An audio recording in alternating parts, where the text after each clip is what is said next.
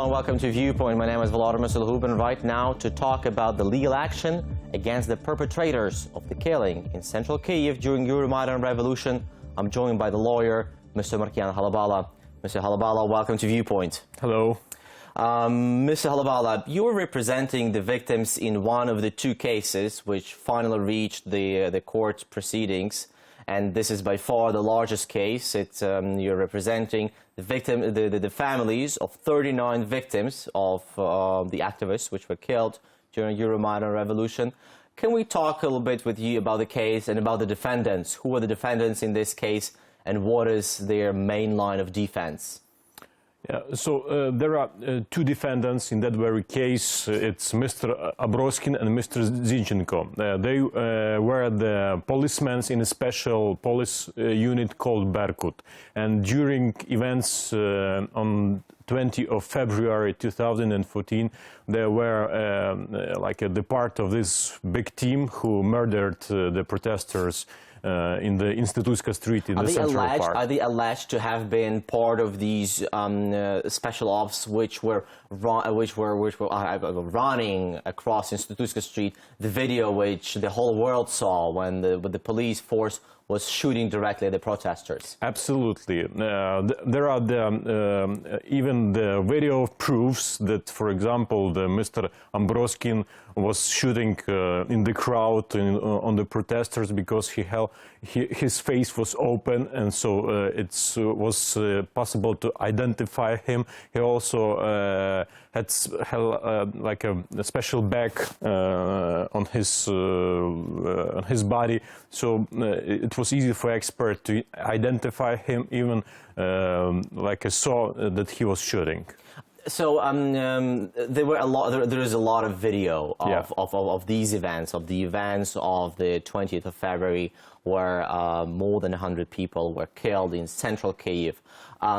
Has any of this video been introduced into the evidence in the court? Absolutely, this videos is the part of that very case, but still new videos are coming to investigators, and for example, our attorneys at law tried to add those brand new videos to that court case, and there are a lot of video proofs on that events. So because of that, for the investigation, it was I would like not to say the easy way to prove the guilty of those policemen, but it helped a lot of. Yeah, Mr. Halabala, I would assume that the lawyers for the defendants are challenging these videos. Is this indeed the case? And can you tell about the overall line of defense? The main problem in this case is that there are no proofs that, for example, some protesters were killed from that very gun that was used by those policemen, because those guns were destroyed, were lost. So investigation have no proofs that the connection between the gun and the bullets, yes? So we and the prosecution office have the proofs that those Berkut policemen were in that very place. They were shooting in the crowd, yes? And so they can allege those policemen in a group crime. Yeah, but for you as the lawyer of the victims, how easy or how difficult it would be to prove the guilt of these people? Because as you correctly indicate, there is no proof that these individuals in fact killed someone.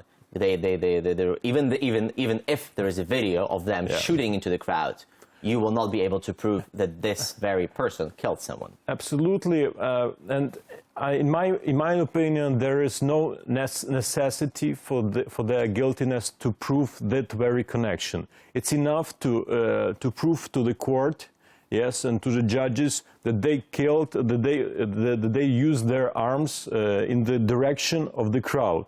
because it was already not legal. But how? Okay, so then you qualify their crime as improper usage of firearms instead of killing? It's one of the articles of that they are alleged of. You know, for example, they are suspected on the using not legally the firearms. They accused in killing, and they are also accused in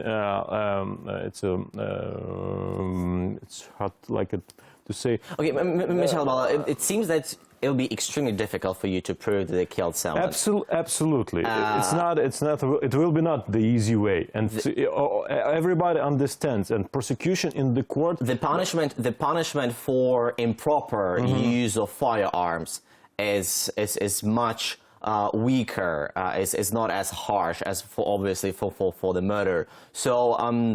How do you see their punishment from realistic standpoint? Well, it's hard to make some forecasts, you know, because we are still working in that direction. For example, the new video can come that will prove, for example, that there is connection between the shooting and the killed victims. I don't know how. But do you realistically expect to see a video where which will show that a particular person is shooting at another person and that person falls dead? Maybe just part of the victims, not all of the. For sure, we will not gather all the videos that will show that very connection. But you know, it's not the easy process. It's not easy process to find those person guilty.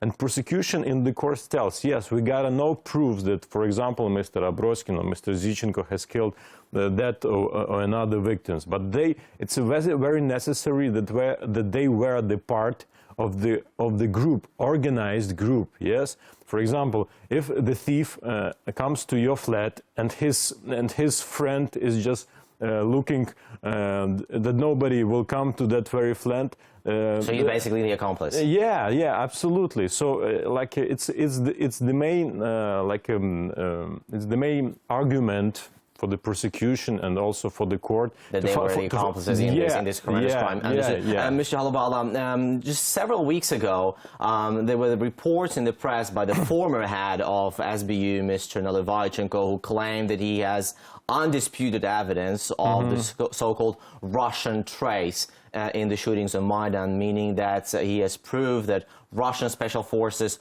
Russian police or whoever, because this evidence has never been disclosed, they were responsible and they were behind this horrendous crime which was committed on Euromaidan, in central Kyiv. Do you have access to this evidence, and what do you think about this? There are strong evidences that Surkov and his group, his command, came to Kyiv for 3 times, and they were also in Kyiv. And Surkov is the aide for President Putin. Yeah, President Putin. It's and there are strong evidence that the officers, the public officers of FSB.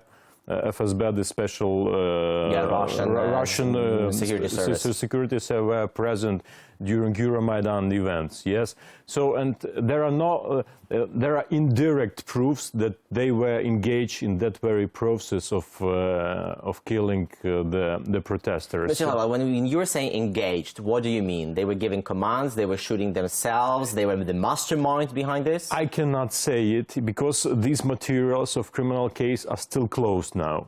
You know, because this episode and these events are not already in the court. Yeah, but you said that there is indirect proof. So what are we talking about? That they were the part of this command of Yanukovych. We got a proof that Zakharchenko, the former minister of Interior, was giving the command for Berkut to shoot on the protesters, and we know that a lot of their actions were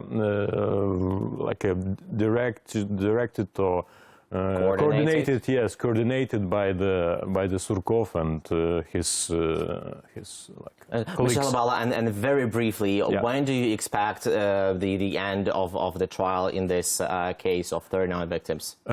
In that very trial, it will be, I think, in the end of the next year, not earlier, because there are a lot of proofs. So there are something like 100 volumes of the proofs, so there is a lot of work for the huge trial and all documents. Absolutely, absolutely. We'll obviously be following this trial very closely. Mr. Halabala, many thanks for sharing your insight on this, and many thanks for finding the time to come and talk to us. This has been Volodymyr Solohub for Viewpoint, together with the lawyer of the families of the activists killed during Euromaidan Revolution in Kyiv, Mr. Markiyan Halabala. Thank you for watching us.